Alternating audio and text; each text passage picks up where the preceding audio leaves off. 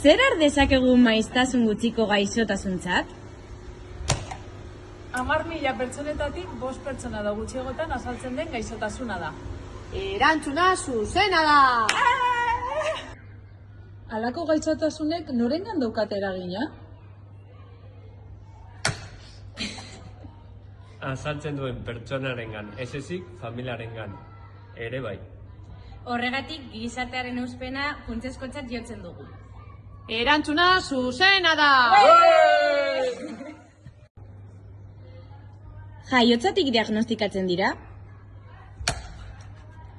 Ez, eta kasu gehienetan diagnostikoa lortzea zaila izaten da. Erantzuna zuzena da. Zer nolako oztopoak aurki ditzakete haiek eta euren familiak egunerokotasunean? Tratamenduen finantzaketaren gabezia, ezjakintasuna, ikerketan parte hartzeko aukera eza, baliabide pertsonalen eta materialen gabezia, eta bar.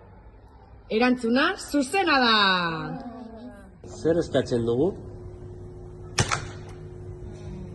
Eskatzen duguna da, inklusioa, errespetua, empatia eta entzute aktiboa. Erantzuna zuzena da!